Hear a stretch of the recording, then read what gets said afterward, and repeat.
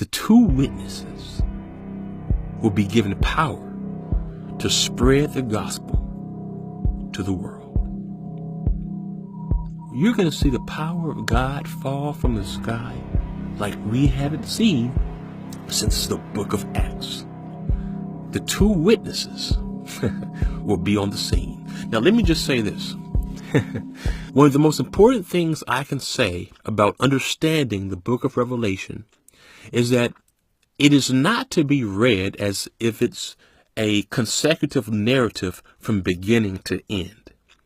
Because the book of Revelation is a series of visions that John has about the end times. Earlier, we saw how John had a vision about the beast who would rise and cause destruction at the end of the 7-year period. Well, in chapter 11, we're about to see another vision that John has about this 7-year period. But here, the focus is on not the beast, but the two witnesses. So, John was in the presence of an angel, and he was receiving all of these prophetic visions. And now he's about to see the one about the two witnesses of God. And look at what the angel says to him in chapter 10, verse 11. You must prophesy again about many peoples, nations, languages, and kings. And after John hears that, then God begins to speak to him.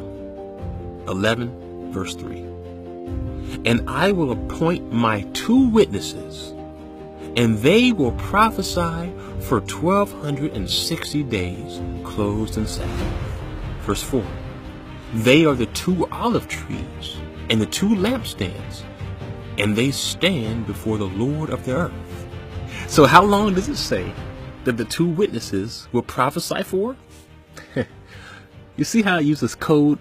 It uses code for 1,260 days. It wants you to do the math, which is 3.5 years. So we got that right there. They're going to be during this 3.5 year period. Let's keep reading. Verse 5. If anyone tries to harm them, fire comes from their mouths and devours their enemies. This is how anyone who wants to harm them must die. And they have the power to shut up the heavens so that it will not rain during the time they are prophesying. And they have the power to turn water into blood and to strike the earth with every kind of plague as often as they want. Verse 7. Now when they have finished their testimony, the beast, the Antichrist, that comes up from the abyss will attack them, overpower, and kill them. Verse 9, for 3.5 days, some from every people, tribe, language, and nation will gaze on their bodies and refuse them burial.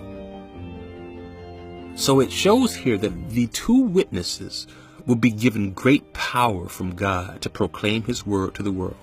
But when the Antichrist comes, after they have finished their testimony for 3.5 years, then the Antichrist will come, he will overpower them and kill them, and the world will hate them so much that their bodies won't even be given a proper burial.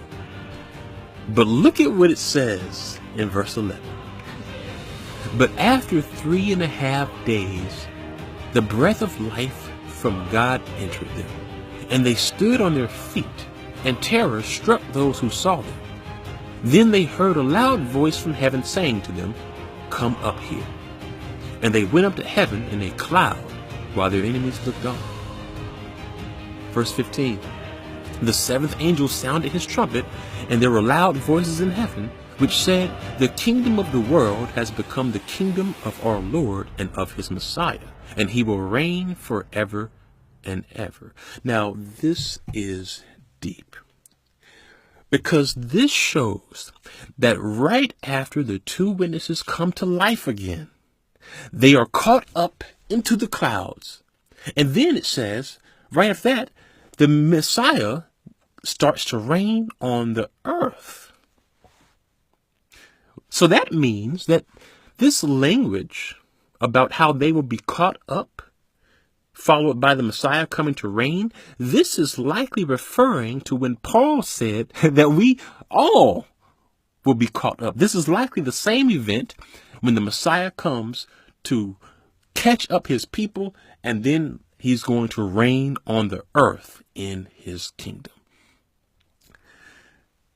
Now, the two witnesses vision is very, very deep. And it's going to take a full video to show who and what the two witnesses are.